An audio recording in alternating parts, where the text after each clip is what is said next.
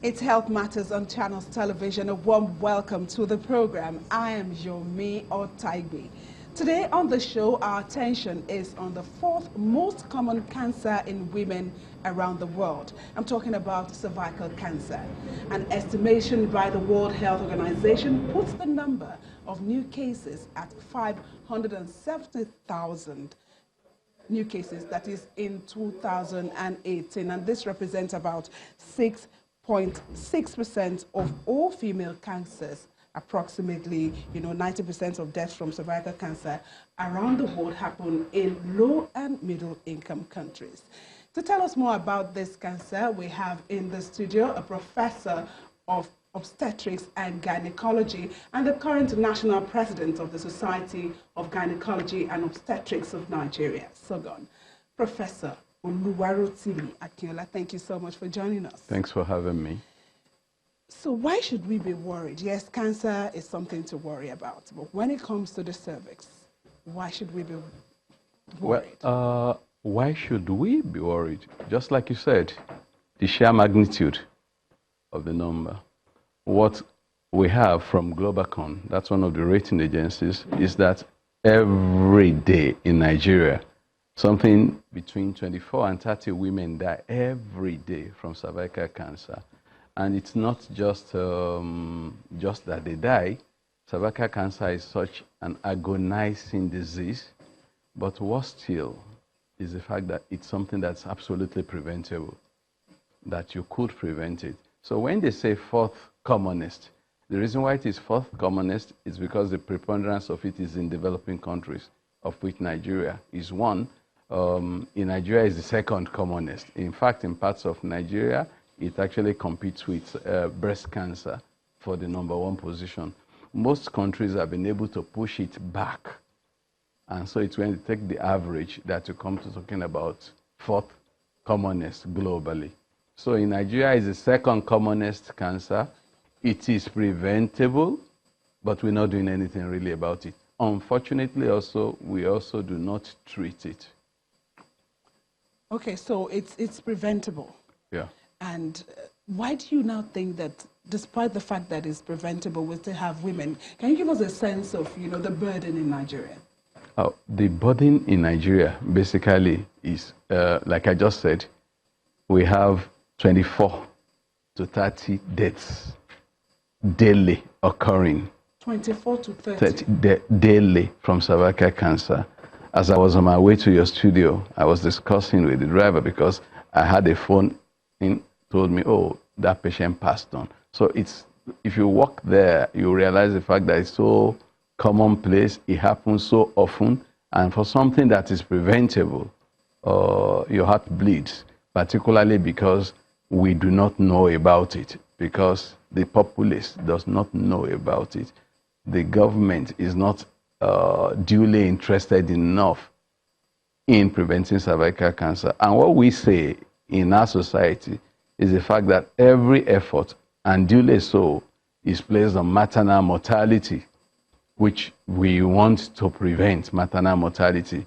But what we say is that when our women survive childbearing age and they do not die, a lot of them are eroded into dying from cervical cancer. Okay, so let's talk about the factors that bring about, this condition. It's been known for very, very long that cervical cancer occurs, is sexual related. It's like we say it's a sexually transmitted disease in that regard, because it was noted, for example, in the 1940s and 50s that nuns didn't suffer from it. Nuns did not suffer from it, but because they did not. So you find out, for example, that the more children you've had, the more sexual exposure you have had. So that's in terms of multiple sexual partners and all that. The earlier your sexual debut and all that, the higher the risk of developing cervical cancer. Of course, there are side things like smoking and all those things that are also known. As a matter of fact, of course, the poorer the person is, the poorer the hygiene, and so the more likely it is that the person can contract any of those diseases. Of course, if somebody had HIV infection, which lowers immunity, even malnutrition and all that, they make you more that you could. But the key that's been identified is the fact that of all the women who have had globally cervical cancer, in about 99.7% of them, a virus had been isolated. And that's the human papilloma virus, which is very prevalent in the environment. And so, what's said now... Sorry, how do you... Is it sexually acquired too? Very, yes. Contact sexually acquired. Okay. It has nothing to do with if you eat something, you know... No. Okay, it's so mostly sexually acquired. Since it's preventable and treatable, how do we know or go for screening? What's the screening about? You know, screening, basically, cervical cancer is also a kind illness. And when I say a kind illness, what I mean is that it does not manifest, it does not become cervical cancer ab initio straight away. Before it becomes cervical cancer, it passes through a long pathway from what they call precancer, things that look like cancer, things that are not really cancerous, at which stage, if you terminate it, it does not progress. And it goes through stages to become cervical cancer. And there are intervals between all that. So it could be anything from 3 to 20 years while this is building up to manifest as cervical cancer.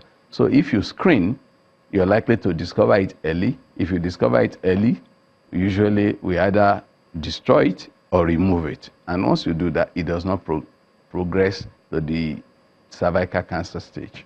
So early detection is very key. That's the essence of screening. Okay. So how often or who should get the screening and how often should it be?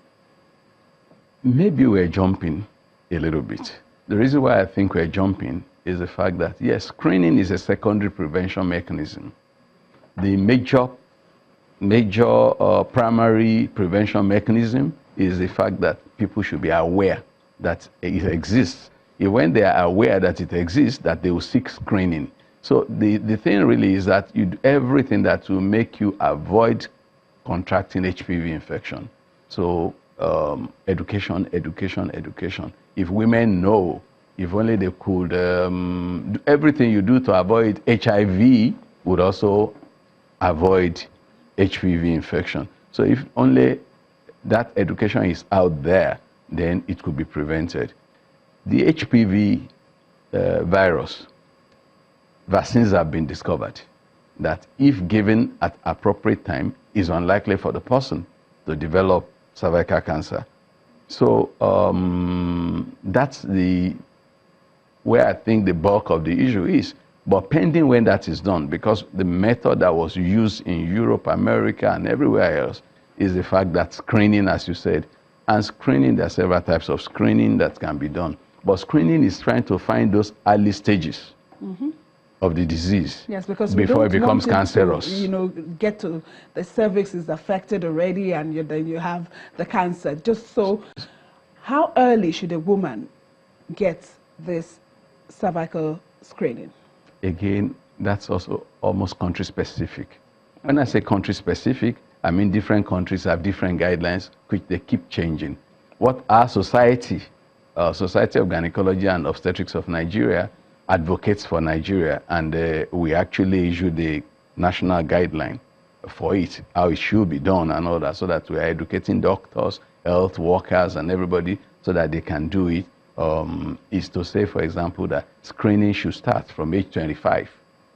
That's cervical, because cervical cancer is fairly rare before that age, because I told you about the progression, how long it takes. I know, for example, that there are countries where they said that you should start screening 3 years from the age of sexual debut. So if somebody started sexual exposure and all that at age 18, it's expected that by the age of 21, they should start screening. But why we think that is not profitable or not economically reasonable is the fact that HPV infection on its own does not constitute development of cancer, because a lot of people, a lot of women, as a matter of fact, with about 20 to 30% of women under that, within the ages of that age of 24 range, actually have HPV infection. 20 to 30%. But the beautiful thing about it is that they spontaneously shed it. So it can resolve on its own? It resolves on its own. So you find out, for example, that HPV infection in something as much, sometimes as 57% of cases will resolve on its own without progressing. 57%? About 57% would resolve on its own. Maybe you have about 32 or something that really will persist.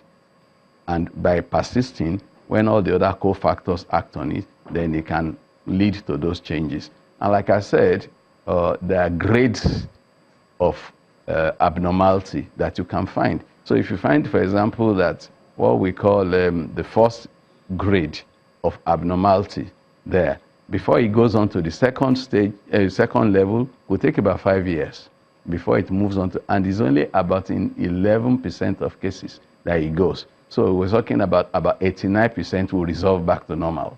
So it's a kind of disease. It's a kind of disease. So gives you the opportunity, a long warning. You can detect it very early, and where it's located is also very accessible. The way it manifests is also makes it very accessible and easy, so that you can detect it before it goes really haywire, and then it becomes a problem.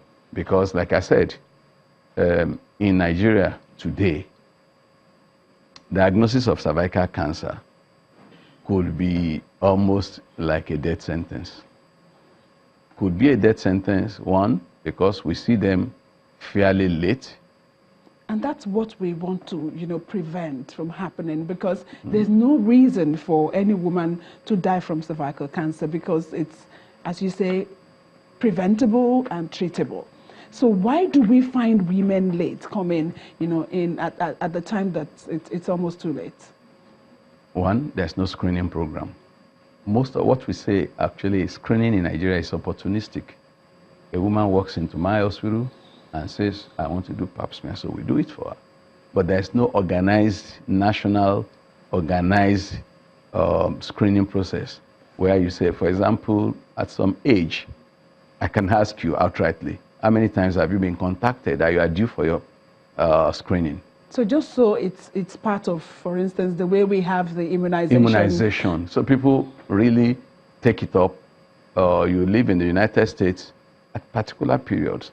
Your phone rings and you pick it up and say, oh, by every standard, you are due for your screening now, so you must come and all that. But we don't have any such. So it's only people who really have heard about it and then go out for it and all that. And then sometimes it's also done in this haphazard manner, that there's no follow-up, different things. So that's actually why our society came in and decided that, okay, let's have a national guideline, push it to government very aggressively, push it to the people, and seek partners, people of goodwill who recognize the fact that these women need not die. And we've had big men in this country whose wives have suffered from cervical cancer, and I'm sure they would be able to witness to the horror that it is. So it's not a question of your societal status. It's not a question of your financial status. Because if people who should have the wherewithal to do the screening and perhaps catch this on time and take care of it, they still come down with it. So it's a question of national awareness. National awareness to improve the health-seeking behavior. But if we were able to push it into a screening, into a national policy, that every girl child, like I said, should be immunized at a particular age, we advocate that young ladies should be immunized. As a matter of fact, there are countries now who immunize all children, male, female, so that they plan to say they want to, Australia says cervical cancer must be eliminated by so and so year in the country. So that's a plan. So that's a plan. Okay, we'll talk more about how we can also plan ahead for some of these things. We'll take a break, and when we come back, you'll be able to join us through our telephone and, of course, on Twitter. To stay with us on Health Matters. Welcome back. We're looking at how to prevent cervical cancer from happening to our women. And you can join us in this discussion. If you have any question or comment, you can call 0805-468-3514, or you can send your tweet at CTV_YomiO. Doctor, before we went on the break, you were talking about the need for national enlightenment and screening. So how do we achieve that? I am really grateful that we are on air, because that's one of the things. We also believe that the media needs to come on so that we all recognize the fact that we can raise the awareness, and so that you know the way it is. Advocacy alone, targeted advocacy at who and all that, but it's the whole population. So it's not something that any professional group can do alone. So it's basically speaking between the health practitioners, media, whoever. And because it's like I said, if you lose 24 to 30 people every day to a disease, I'm sure if it was when people drank some strange stuff and you had some people dying, they didn't have 30 people dying a day, but it made news and everybody heard about it. But because this does not happen, it happens in an insidious manner. But you should also, I mean, if you imagine, like I said, the torment that those women go through, you feel so sorry for them. And I believe that women groups should actually wake up and rise up to this, because this affects women. And because, again, it is preventable. It is preventable. It is treatable, particularly at the earliest stage. At the earliest stage. I understand at the earliest stage there are hardly signs and symptoms. Like I said, if you do screening, you will find even before it transits to cancer. But even just as it is transiting to cancer at its very early stage, you can operate and excavate and remove it completely, and it is cured. Yes. Okay. Let's be joined by Ruth. Hello. Hello, good afternoon. Thank you for joining us. Thank you. I wanted to say something as a matter of policy, like the hospital where I gave birth, Federal Staff Hospital in Abuja here. They usually make it compulsory for women to have this pap smear immediately after childbirth. But it's not really enforced. They just tell you, okay, you have to do this after you give birth, but they don't really follow up whether you get to do it eventually or not. I feel like we should have more enforcement of this kind of programs or whatever, just to help women so that the tendency of having this cervical cancer will be reduced. Thank you so much, Ruth, for your comments. And so she's aligning with what you have said. I mean, you can't enforce. People must just be aware and know why it should be done. So people must be taken along. The policy exists. Again, that's opportunistic. Some institutions will, some will not. And that's okay. Let's talk about the vaccines. You have mentioned, vaccines to prevent the human papillomavirus. Who is eligible for it? How available is it in Nigeria? WHO, that's World Health Organization, our society advocate that girls between the ages of 9 and 13 should have 2 doses of the vaccine, and anybody from there to the age of 23 or thereabout should also have 3 doses, because it's been found that 2 doses in the younger people is almost equipotent with 3 doses in the elderly. And that's it, because immunization, just like you do for measles, like you do for every other thing, it's time for us to incorporate it. Because of the burden of the disease, it's time for us to incorporate it perhaps into our national immunization program. There will be a cost, but the truth really is that at the end of the day, the cost of treating the disease and all that would perhaps balance out. So let's have Rafiu joining us from Maryland.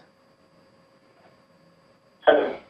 Thank you for joining us. Please go ahead with your question or comment. My name is actually Rashid, Dr. Rashid. I just have a question for Prof. I don't know if you have mentioned HPV vaccine. I don't know what the take is on that. Because I am aware that vaccines also do prevent Okay, virus. Rafi, the line is not so clear, but if I get what it's saying, it's still talking about this vaccine? Well, Or something maybe like about that. yeah, it's talking about vaccine, perhaps its availability. It's available, and I'm aware that it is available. Private, public hospitals? It's available both in private and public hospitals, but that means that the person who is going to take it would buy it at a cost. I think two companies also there are two variants that are licensed in Nigeria, what we call the bivalent and the quadrivalent. That is, bivalent takes care of two of the high-risk viruses. The other one is quadrivalent, also takes care of four of the viruses, but it's been found that in efficacy, they both have the same ability to prevent cervical cancer. The third variant is the 9-valent, contains antigens for about 9 of the different serotypes of the virus. But then, like I said, that's not yet licensed in Nigeria. And how long, what level of immunity does it confer? Is it lifelong? If there's no booster recommended, once it is taken, it is taken. Like I said, 2 doses for the earlier one up to age 13, and then to age 24, 25 or thereabout. 3 doses, and that's supposed to be for life. No booster required. So as we close, let's reinforce the message of prevention, because anywhere in the world that is better than cure. Yeah, prevention, one is awareness, like I'm talking about it now. We're discussing. People must be aware that it is a killer, it will happen, and that it is preventable. So if they can get it early, they will prevent it. Okay. The second is screening. Screening by whichever method. Perhaps the third. Fumi is on the line. Quickly. Hello, Fumi. Please go ahead quickly. Hello, good afternoon. Thank you for joining us. Thank you for having me. Please, I want to ask a professor a question. My mom has been diagnosed with for cervical. So just recently, and the doctor said they were going to take out her. So by the time, the next day when we go to the hospital, they changed the procedure. After they were just going to do only biopsy, they sent for histology, so as to know where the cancer got into. So we are worried. I asked the question, what they have to stop the taking out of the uterus and doing it. And they told me that they extended to start the left part of I don't know, to the over uterus, so they are not going to do the removal of the uterus, but biopsy to send histology. So now my question is, I know cervical is a deadly disease. If we attack it as, okay, if we should wait for 2 results to come out, why taking 52 weeks? There was no information given to us that this is what it is. This is what we don't use for now. So we are quite very worried. Okay, Fumi. Professor Surprise. Okay, Fumi, thank you for calling. The diagnosis, unless you have that tissue diagnosis, which is called histology, and know that it is cancer, treatment is not started. Then what you do is estimate for spread. So if it is like stage 1, the early part of it, surgery, like I said, treatment, excavation, radical hysterectomy will cure it. Unfortunately, from then on, the other treatment is what they call radiotherapy. The World Health Organization believes that every population of 800,000 people should have at least one radiotherapy machine.